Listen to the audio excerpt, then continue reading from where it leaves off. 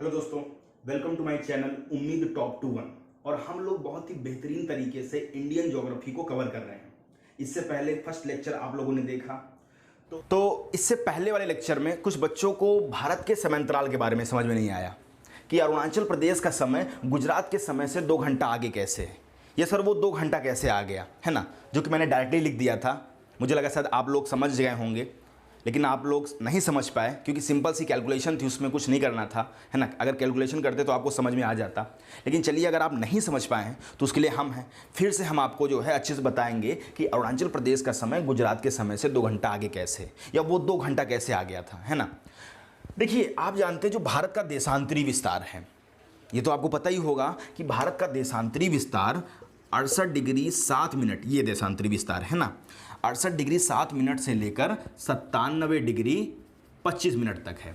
जो भारत का देशांतरी विस्तार है वो 68 डिग्री 7 मिनट से लेकर 97 डिग्री 25 मिनट तक है।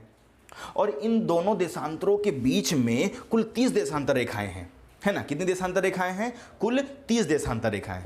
मतलब 68 डिग्री 7 और 97 डिग्री 25 के बीच में कुल 30 देशांतर रेखाएं हैं। मतलब भारत का जो देशांतरी विस्तार का अंतर है वो 30 देशांतरों का है। कितना है? भारत के देशांतरी विस्तार का अंतर लगभग 30 देशांतरों का है, लगभग 30 देशांतरों का। समझे ना। अब ये भी आप सभी जानते ही होंगे कि जो हमारी पृथ्वी है वो पश्चिम से पूरब की ओर घूमती है। कैसे घूमती है? पश्चिम से पूरब की ओर। और पृथ्वी अपना एक चक्कर जो है वो 24 घंटे में कंप्लीट कर लेती है। पृथ्वी जो है अपना एक पूरा चक्कर 24 घंटे में कंप्लीट कर लेती है। और कोई भी गोल चीज़, क्योंकि पृथ्वी हमारी गोल है, तो कोई भी गोल चीज़ वो 360 डिग्री की होती है। ये भी आपको पता ही होगा। तो जो हमारी पृथ्वी है 360 डिग्री, ये 360 डिग्री घूमने में, मतलब एक पूरा चक्कर लगाने में इसको 24 घंटा लगता है। कितना घंटा लगता है? 24 घंटा लगता है। 24 घंटे लगते हैं। अब इस घंटे को पहले मिनट में कन्वर्ट कर लें तो ये 1440 मिनट आएगा। मतलब पृथ्वी को एक पूरा चक्कर कंप्लीट करने में 1440 मिनट लगता है। अब अगर मैं बात करूं कि सिर्फ एक देशांतर रेखा से दूसरी देशांतर रेखा तक जाने में कितना समय लगेगा, क्योंकि पृथ्वी पर कुल 360 देशांतर रेखाएं हैं, है ना। और 360 देशांतर रेखाओं को पार करने में 1440 मिनट, तो सिर्फ एक देशांतर रेखा से दूसरी देशांतर रेखा तक जाने में कितना समय? तो सिंपल सा, अगर 360 डिग्री पार करने में 1440 मिनट, तो 1 डिग्री पार करने में 1440 ऑन 360, है ना। अब कुछ बच्चे यहीं पर कंफ्यूज हो गए कि सर डायरेक्टली वो आपने 120 मिनट कैसे कर दिया। तो वो मैंने डायरेक्टली किया यार, ये सिंपल कैलकुलेशन कि आप नहीं कर सकते हैं। बताइए कितना आएगा? 4 मिनट। और देशांतर रेखाओं में अंतर कितना है? 30 है। तो 30 को अगर 4 से इंटू कर देते तो आपका 120 मिनट आ जाता। लेकिन वहीं पर आप अपना जो है पता नहीं क्या दिमाग लगाने लगे, जो आपको समझ में नहीं आया, है ना। चलिए अब ध्यान से देख लीजिए। तो अगर आप कैलकुलेट करेंगे तो ये निकल के आएगा 4 मिनट। कितना निकल के आएगा? 4 मिनट। मतलब एक देशांतर रेखा को पार करने में पृथ्वी को 4 मिनट लगता है ना। अब हमारे भारत में कितने देशांतरों का अंतर है? 30 देशांतरों का। मतलब यहाँ से लेके यहाँ तक पहुँचने में, 30 देशांतर को पार करने में पृथ्वी को कितना समय लगेगा? तो अगर एक देशांतर रेखा पार करने में 4 मिनट है, तो 30 देशांतर रेखाओं को पार करने में 30 × 4, तो कितना आ गया आपका? 120 मिनट, है ना। अब इसी 120 मिनट को आप घंटे में अगर बदल लेंगे तो ये आ जाएगा 2 घंटे। ऐसे निकल के आया था। तो वही आप नहीं समझ पाए, है ना। तो अब समझ गए ना कि अरुणाचल प्रदेश का समय गुजरात के समय से कितना घंटा आगे है? 2 घंटा आगे है। आप पूछेंगे सर आगे है क्यों? क्योंकि सभी को पता है जो हमारा सूरज है वो पूरब की ओर उदय होता है। तो अगर पूरब की ओर उदय हो रहा है तो सबसे पहले रोशनी किधर पड़ेगी? पूर्वी क्षेत्रों पर, मतलब अरुणाचल प्रदेश में। और पृथ्वी हमारी घूम रही है पश्चिम से पूर्व की ओर। तो धीरे धीरे गुजरात जब अरुणाचल प्रदेश, कितने घंटे के बाद गुजरात अरुणाचल प्रदेश की जगह पर आएगा? तो 2 घंटे के बाद, है ना। तो गुजरात का समय अरुणाचल प्रदेश के समय से 2 घंटा पीछे है ना। तो ये आपका कॉन्सेप्ट था, जो कि चलिए क्लियर हो गया आपका अब, है ना। इसी तरीके से एक क्वेश्चन और आपसे पूछ सकता है कि जो दिल्ली का समय है वो लंदन के समय से कितना घंटा आगे है ना। क्योंकि दिल्ली भी हमारी पूर्व में है और लंदन हमारा पश्चिम में है।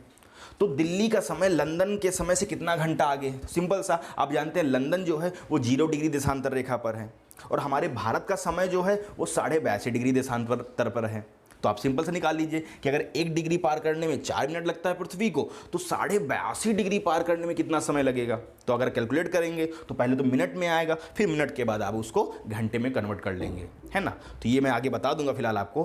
तो चलिए, तो काफ़ी कुछ चीज़ें आपने सीखी, भारत के नामों की हमने चर्चा की थी, भारत के साइज, आकार एवं उसकी स्थिति के बारे में हमने देखा। अब हम बात करते हैं, तो पहले तो मैं कुछ बता दूं जो कि आपने पढ़ा, शायद आप लोग भूल भी गए होंगे, लेकिन भूलना नहीं है और तब तक नहीं भूलना है जब तक हम कोई भी एग्जाम क्रैक नहीं कर देते हैं। तो अगर हम भारत की बात करें तो भारत जम्मू कश्मीर से लेकर तमिलनाडु के दक्षिण में आपको श्रीलंका दिख रहा है। अगर हम भारत के उत्तर पश्चिम की बात करें तो भारत के उत्तर पश्चिम में पाकिस्तान और पाकिस्तान के आपके उत्तर पश्चिम में अफगानिस्तान देश स्थित है। अगर हम भारत के उत्तर की बात करें तो भारत के उत्तर में विशाल हिमालय स्थित है और उस हिमालय पर आपको दिख रहा है नेपाल देश। नेपाल देश के उत्तर की बात करें तो नेपाल देश के उत्तर में आपको चीन दिख रहा है, चीन। और जो चीन का जो क्षेत्रफल है वो भारत के क्षेत्रफल से 3 गुना अधिक विस्तृत है ना। अगर हम नेपाल की बात करें तो नेपाल के पूर्व में भूटान देश स्थित है और नेपाल और भूटान के मध्य में एक राज्य स्थित है। वो आप बताइएगा कि नेपाल और भूटान के मध्य में कौन सा राज्य स्थित है? मैप देख के बताइए। अब तक तो आपको मैप की अंडरस्टैंडिंग थोड़ी बहुत तो हो ही रही होगी, क्योंकि विदाउट मैप आप पढ़ नहीं रहे हैं। मैंने आपको बोला कि मैप जरूरी है, तो मैप में देख के बताइए कि नेपाल और भूटान के बीच में कौन सा राज्य स्थित है? तो वो है सिक्किम। अब अगर हम बात करें कि भूटान के दक्षिण में या उत्तर पूर्वी राज्यों के पश्चिम में कौन सा देश स्थित है? ये हमारे उत्तर पूर्वी राज्य, पूर्वोत्तर राज्य भी इनको हम बोलते हैं। और इस पूर्वोत्तर राज्य के पश्चिम में आपको देश दिख रहा है बांग्लादेश। अगर हम बात करें भारत के पूर्व में, तो भारत के पूर्व में कौन सा देश है? म्यांमार देश है। चलिए, उसी के साथ और अगर हम बात करें तो भारत के पूर्व में बंगाल की खाड़ी में अंडमान निकोबार द्वीप समूह यहां पर बने हुए हैं। ये बंगाल की खाड़ी भारत के पूर्व में, अंडमान निकोबार द्वीप समूह, और भारत के पश्चिम में अरब सागर में लक्षद्वीप स्थित है। तो ये कुछ चीजें हैं जो आपको पता होना चाहिए कि कौन सा देश कहां पर है। तो इससे पहले वाले लेक्चर में हमने काफी कुछ सीखा, हमने भारत के बारे में काफी कुछ जाना। अब हम आगे डिस्कस करेंगे और काफी कुछ जानने का प्रयास करेंगे। तो चलिए,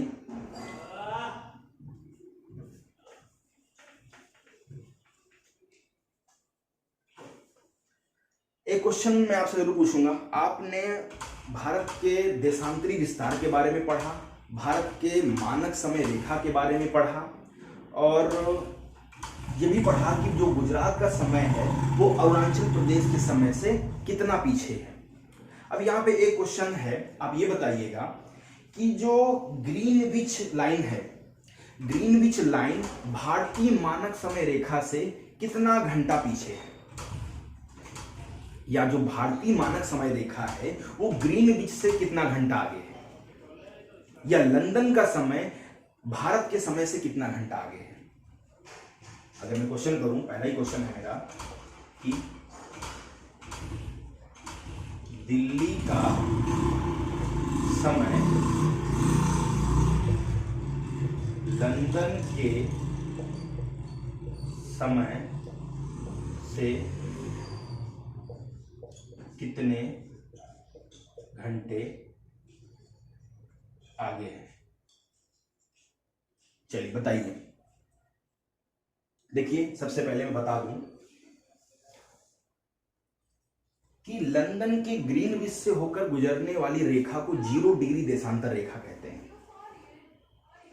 ये 0 डिग्री देशांतर रेखा, और आपका भारत कुछ यहां पर है और भारत की मानक समय रेखा जो है वो 82.5 डिग्री है। जैसा कि मैंने पिछले वीडियो में बताया कि एक देशांतर से दूसरे देशांतर तक पहुंचने में कितना समय लगता है, कितने मिनट लगते हैं बताइए?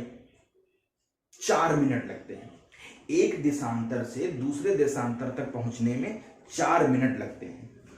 तो अगर मैं बात करूं कि लंदन का जो समय है या जो भारत का समय है वो लंदन के समय से कितना घंटा आगे है, तो अगर एक देशांतर को पार करने में 4 मिनट लगता है, 4 मिनट, तो 82.5 डिग्री देशांतर को पार करने में कितना समय लगेगा? 82.5 डिग्री को पार करने में कितना समय लगेगा? तो आप सिंपल सा कैलकुलेशन कर लीजिए।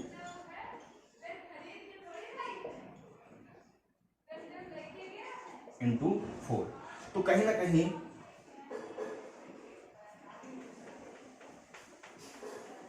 आपका 5.5 घंटे ये निकल के आएगा। अगर आप कैलकुलेशन कर लेंगे तो 5.5 घंटे निकल के आएगा।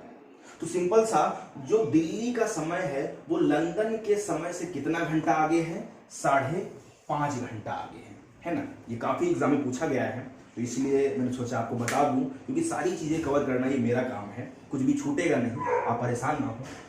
चलिए,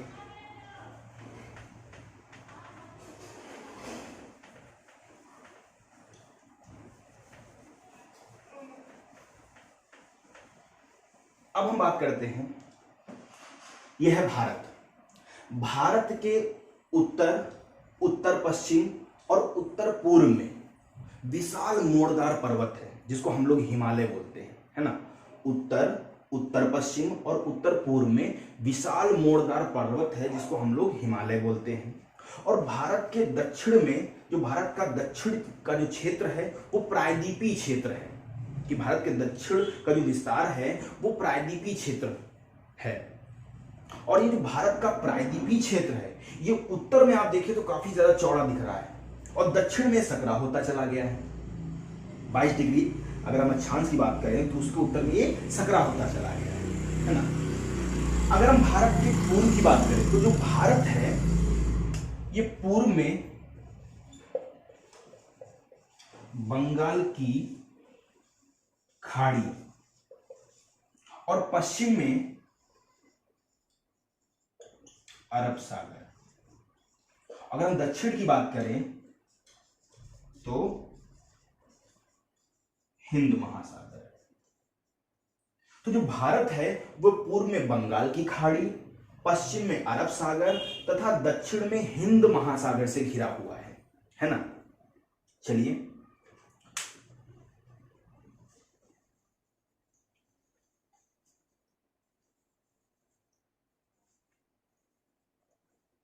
अब अगर हम भारत के कुछ मुख्य बिंदुओं की बात करें कि भारत की मुख्य भूमि के अंडमान निकोबार द्वीप समूह का सबसे दक्षिणतम बिंदु कौन सा है, या भारत का सबसे उत्तरी बिंदु कौन सा है, या भारत का सबसे पूर्वी और भारत का सबसे पश्चिमी बिंदु कौन सा है। तो हम भारत के बिंदुओं पर चर्चा करेंगे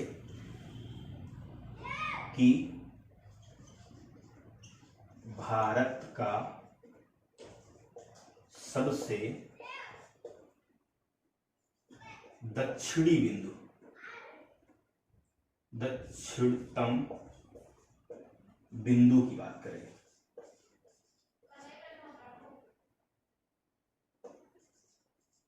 तो भारत का सबसे दक्षिणतम बिंदु की बात करें तो वो अंडमान निकोबार द्वीप समूह पर स्थित है, और अंडमान निकोबार द्वीप समूह के ग्रेट निकोबार पर स्थित है वो। तो उसका नाम बताएं आप लोग। तो भारत का सबसे दक्षिणतम बिंदु है इंदिरा पॉइंट, या इसको हम और नामों से जानते हैं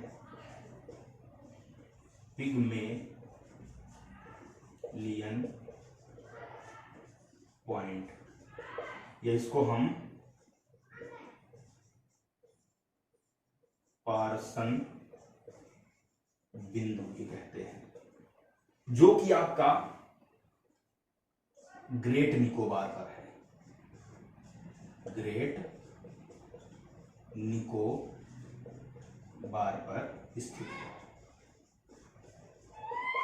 तो ये भारत का सबसे दक्षिणतम बिंदु है। बहुत बार एग्जाम में पूछा गया है कि भारत का सबसे दक्षिणतम बिंदु कौन सा है, तो वो आपका है इंदिरा पॉइंट, जो कि जिसको हम पिग्मेलियन पॉइंट, पार्सन बिंदु भी कहते हैं, और वो ग्रेट निकोबार पर, अंडमान निकोबार के ग्रेट निकोबार पर स्थित है। अब हम बात करें सबसे उत्तरी बिंदु की, उत्तरी बिंदु की, तो भारत का सबसे उत्तरी बिंदु बात करें तो वो जम्मू कश्मीर में स्थित है। फिलहाल अब तो जम्मू कश्मीर अलग हो गया है, दो यूनियन टेरिटरीज में या केंद्र शासित प्रदेश में, जम्मू कश्मीर और लद्दाख में, है ना। तो ये आप लोग याद रखिएगा, थोड़ा अपडेट हो जाइए। तो भारत का जो सबसे उत्तरी बिंदु है उसको बोलते हैं इंदिरा कॉल, इंदिरा कॉल, जो कि जम्मू कश्मीर में है ना। इसी तरीके से भारत का सबसे पूर्वी बिंदु की बात करें तो भारत का सबसे पूर्वी बिंदु जो है ये अरुणाचल प्रदेश में है, और उस पूर्वी बिंदु का नाम है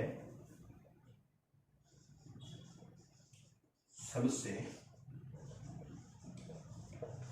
पूर्वी बिंदु।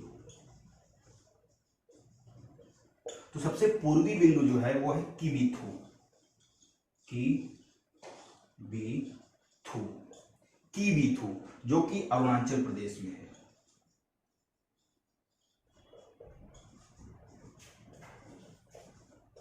प्रदेश में। और सबसे पश्चिमी बिंदु की बात करें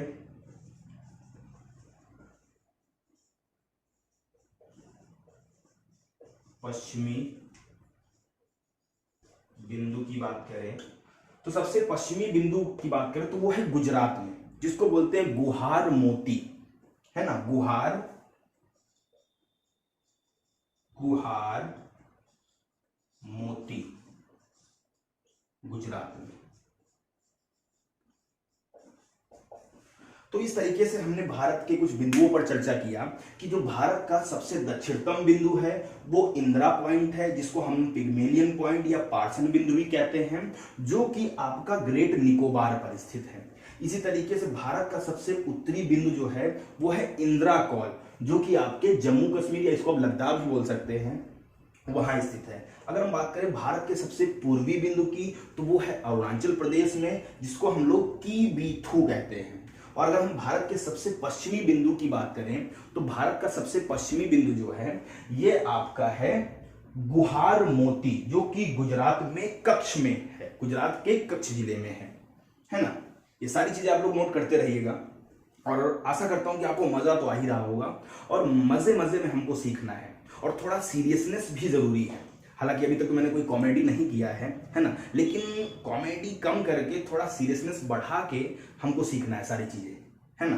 तो चलिए आगे हम बात करें।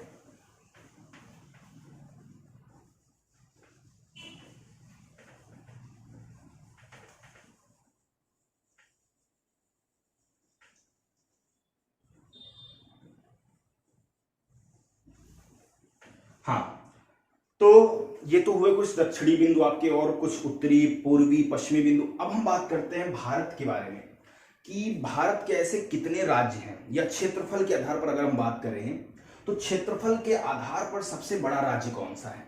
बहुत बार छोटी क्लासों में पूछा गया है कि बड़े राज्य, छोटे राज्य, क्षेत्रफल के आधार पर, जनसंख्या के आधार पर, है ना। तो सबसे पहले क्षेत्रफल की अगर हम बात करें तो क्षेत्रफल के आधार पर सबसे बड़े राज्य, तो सीक्वेंस से हम लोग देखेंगे कि क्षेत्रफल के आधार पर भारत का सबसे बड़ा राज्य आपको दिख रहा होगा राजस्थान, राजस्थान। राजस्थान के बाद आप दिख रहा होगा आपको मध्य प्रदेश, जो कि क्षेत्रफल के आधार पर दूसरा सबसे बड़ा राज्य, मध्य प्रदेश।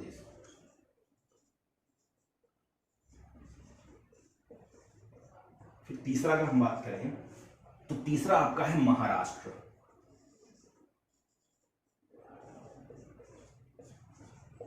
और चौथा अगर हम बात करें उत्तर प्रदेश। तो ये क्षेत्रफल के आधार पर सबसे बड़े राज्य हैं, है ना। अगर हम सबसे छोटे राज्यों की बात करें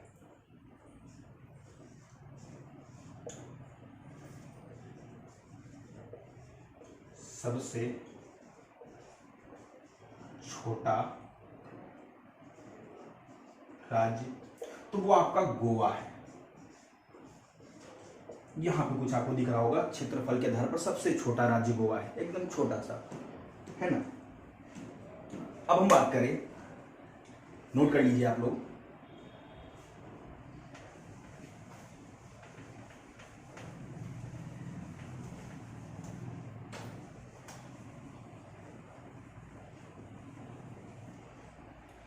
तो अब हम बात करते हैं क्षेत्रफल के आधार पर सबसे बड़ा केंद्र शासित प्रदेश।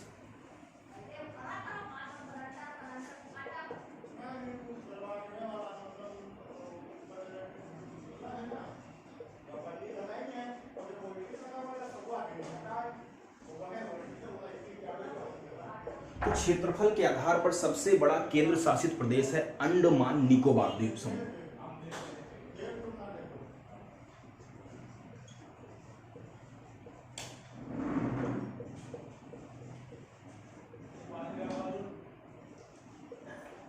अंडमान निकोबार।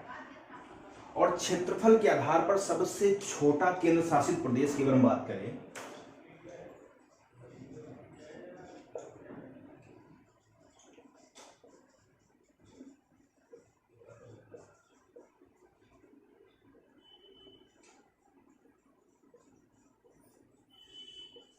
प्रदेश, तो वो आपका है लक्षद्वीप। लक्षद्वीप। तो ये सारी चीजें हैं कि क्षेत्रफल के आधार पर सबसे बड़ा केंद्र शासित प्रदेश की अगर हम बात करें तो वो है अंडमान निकोबार द्वीप समूह, और क्षेत्रफल के आधार पर क्षेत्रफल के आधार पर सबसे बड़ा आपका अंडमान निकोबार, और सबसे छोटा केंद्र शासित प्रदेश जो है आपका लक्षद्वीप है। अगर हम बात करें जनसंख्या के आधार पर, कि जनसंख्या के आधार पर सबसे बड़ा राज्य, तो तुरंत आपके दिमाग में आ गया होगा कि जनसंख्या में तो भैया हम ही नंबर 1 है, हमसे आगे जनसंख्या में तो कोई नहीं हो सकता, क्योंकि हम कंपटीशन सिर्फ इसी में कर सकते हैं, है ना। हमने चीन को ही पछाड़ दिया, इससे बड़ा काम क्या हो सकता है ना। तो जनसंख्या के आधार पर सबसे बड़ा राज्य देश भी है, अब राज्य भी है ना। काफी उन्नति कर रहे हैं, काफी हम प्रगति कर रहे हैं, तो क्या ये सही है? हाँ, इसी में कर सकते हैं हम लोग। तो चलिए अगर हम बात करें जनसंख्या की, तो जनसंख्या के आधार पर सबसे बड़ा राज्य वो है यूपी, उत्तर प्रदेश। और जनसंख्या के आधार पर सबसे छोटा राज्य की अगर हम बात करें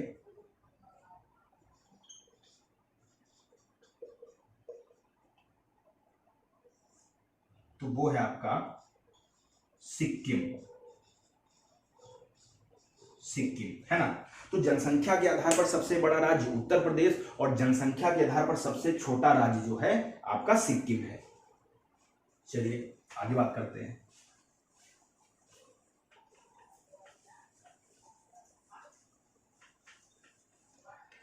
अब हम बात करते हैं कि जनसंख्या के आधार पर सबसे बड़ा केंद्र शासित प्रदेश कौन सा है।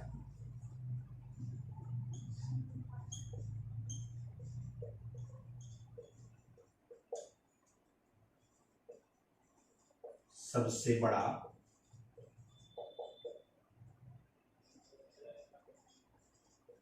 केंद्र शासित प्रदेश, तो जनसंख्या के आधार पर सबसे बड़ा केंद्र शासित प्रदेश है दिल्ली, है ना। दिल्ली को याद रखिएगा, दिल्ली। और सबसे छोटा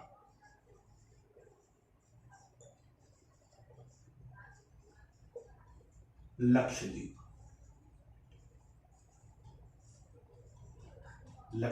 है ना। तो ये कुछ हैं कि जो जनसंख्या के आधार पर, क्षेत्रफल के आधार पर भारत के सबसे बड़े राज्य, छोटे राज्य, केंद्र शासित प्रदेश, है ना। तो इन पर हमने डिस्कस किया। चलिए अब हम बात करते हैं कि भारत के राज्य एवं केंद्र शासित प्रदेशों में एकमात्र ऐसा राज्य जो सर्वाधिक राज्यों के साथ अपनी सीमा बनाता है, वो कौन सा राज्य है? अब मैप में देख के बताइएगा कि भारत का एकमात्र ऐसा राज्य जो सर्वाधिक राज्यों के साथ अपनी सीमा बनाता है, वो कौन सा राज्य है? कमेंट करके बताएं। बहुत इजी क्वेश्चन है, इसमें आपको इतना सोचने की जरूरत नहीं पड़नी चाहिए, सिंपली देख के आप बता सकते हैं। उत्तर प्रदेश कौन सा राज्य है? उत्तर प्रदेश।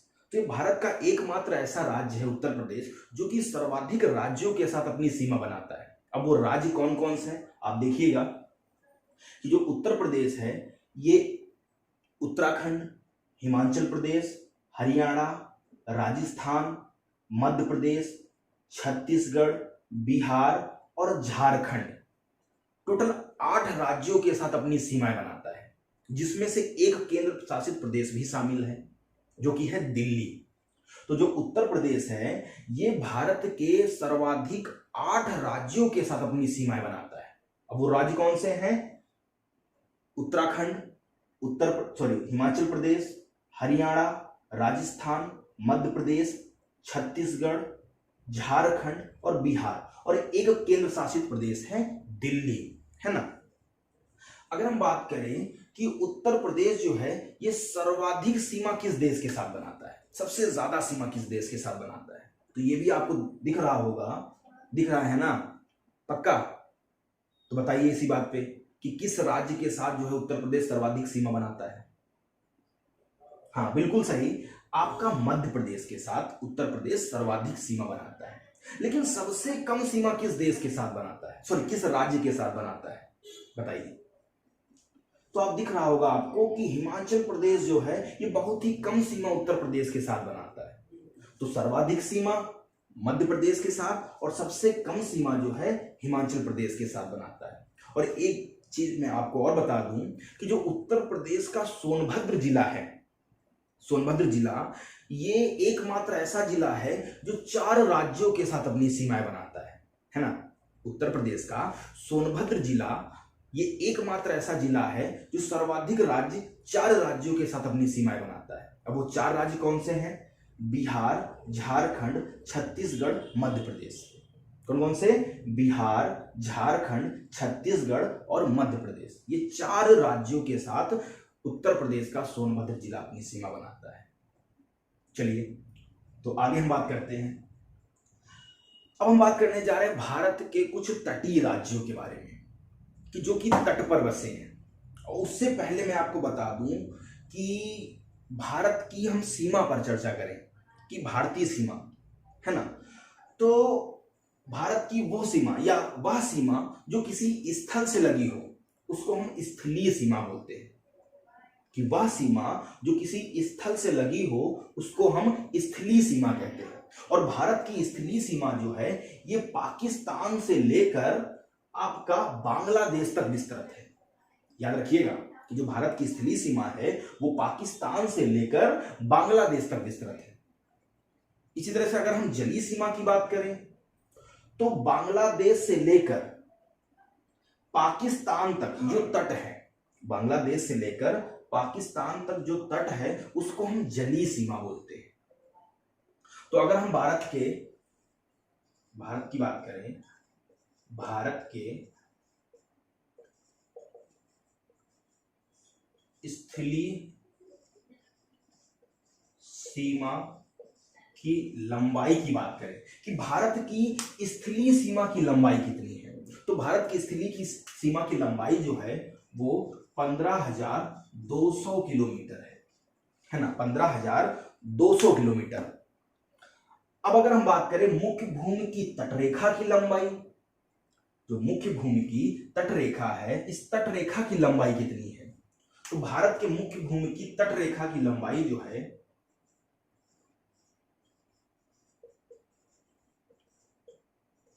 लंबाई की बात करें तो वो है 6100 किलोमीटर।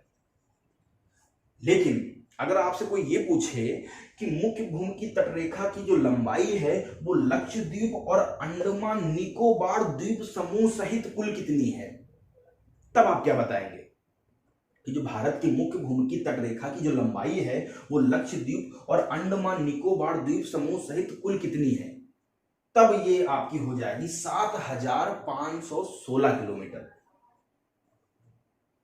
अगर इसमें द्वीपों को भी शामिल कर लें तो द्वीपों समेत तट रेखा की लंबाई की बात करें तो 7,516 किलोमीटर, है ना, 7,516 किलोमीटर।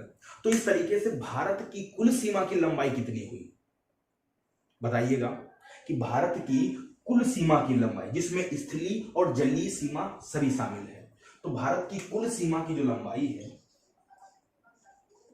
कुल सीमा की लंबाई, तो भारत की कुल सीमा की लंबाई की बात करें तो 15,200 प्लस 7,516, तो ये टोटल हो गया आपका 22,716 किलोमीटर।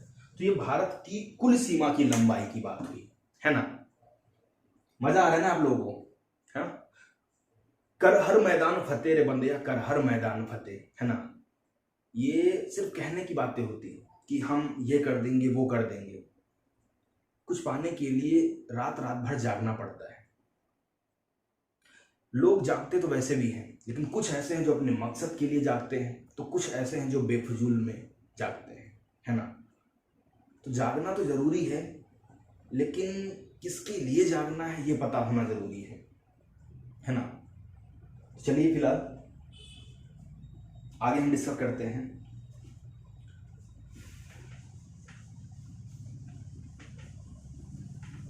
सीखते रहिए, क्योंकि जीवन यही है, जीवन बहुत कुछ सिखाता है ना, और हर इंसान कुछ ना कुछ सिखा के ही जाता है, बस आप सीखने के इच्छुक हो। तो अब हम बात करते हैं भारत के तटीय राज्यों के बारे में। तो भारत के कुछ ऐसे राज्य हैं जिनकी सीमा जो है समुद्र तट से लगती है ना। अब भारत के ऐसे कितने राज्य हैं जिनकी जो समुद्री सीमाएं हैं वो तटरेखा से लगी हुई हैं। तो भारत के 9 राज्य और 4 केंद्र शासित प्रदेश जो हैं ये समुद्री तटरेखा से जुड़े हुए हैं। कितने राज्य? 9 राज्य और 4 केंद्र शासित प्रदेश। अब वो 9 राज्य कौन कौन से हैं? तो आप देखिए, गुजरात, महाराष्ट्र, गोवा, कर्नाटक, केरल, तमिलनाडु, आंध्र प्रदेश, ओडिशा, पश्चिम बंगाल। तो भारत के ये 9 राज्य हैं जिनकी समुद्री सीमाएं जो हैं ये तटरेखा से लगी हुई हैं। अगर हम 4 केंद्र शासित प्रदेश की बात करें तो दादर नागर हवेली दमन द्वीप, जो कि गुजरात और महाराष्ट्र के पास यहां पर है, खंभात की खाड़ी में, है ना। तो दादर नागर हवेली दमन द्वीप, फिर उसके साथ अगर हम बात करें लक्षद्वीप, फिर अंडमान निकोबार द्वीप समूह और आपका पुदुचेरी। तो ये 4 केंद्र शासित प्रदेश हैं जो कि आपका समुद्री तटीय सीमा बनाते हैं। कौन कौन से? दादर नागर हवेली, फिर आपका लक्षद्वीप इधर है, अंडमान निकोबार द्वीप समूह और पुदुचेरी। तो अगर हम बात करें कि भारत के पश्चिमी तटीय राज्यों की संख्या कितनी है, कि ऐसे राज्य जो पश्चिमी तट पर हों, तो भारत के जो 5 राज्य हैं वो पश्चिमी तटीय राज्य हैं। कौन कौन से? गुजरात, महाराष्ट्र, गोवा, कर्नाटक और केरल। ये 5 राज्य हैं ये पश्चिमी तट पर बसे हुए हैं। और अगर हम 4 राज्यों की बात करें तो भारत के 4 राज्य जो हैं वो पूर्वी समुद्री तट पर हैं। कौन कौन से? तमिलनाडु, आंध्र प्रदेश, आपका उड़ीसा और आपका पश्चिम बंगाल, है ना। अब अगर हम बात करें तो भारत की सबसे लंबी तटरेखा वाला राज्य कौन सा है? बहुत बारी क्वेश्चन आया हुआ है कि भारत का ऐसा कौन सा राज्य है जिसकी तटरेखा की लंबाई सबसे ज्यादा है। तो सबसे लंबी तटरेखा वाला राज्य, तो भारत की सबसे लंबी तटरेखा वाला राज्य की बात करें तो वो है गुजरात।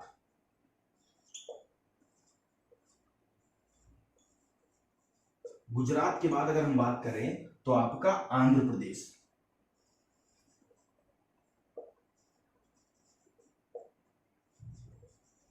और आंध्र प्रदेश के बाद आपका आता है तमिलनाडु, है ना, तमिलनाडु। तो ये आपके सबसे लंबी तटीय रेखा वाले राज्य हैं और सबसे कम ऐसा कौन सा राज्य है जिसकी तटरेखा की लंबाई सबसे कम है? तो वो है आपका गोवा।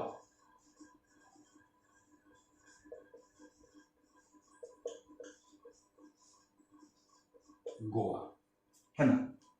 तो चलिए आज की क्लास हम लोग यहीं तक रखते हैं। आशा करते हैं आपको मजा आया होगा, सारी चीजें समझ में आई होंगी, है ना। तो चलिए देखते रहिए और हर एक चीज को समझते रहिए और तैयारी में जोरदार धार रखिए, ताकि आपकी बार जो है आप कोई भी एग्जाम को आराम से क्रैक कर सके, इजीली क्रैक कर सके। Okay, thank you so much.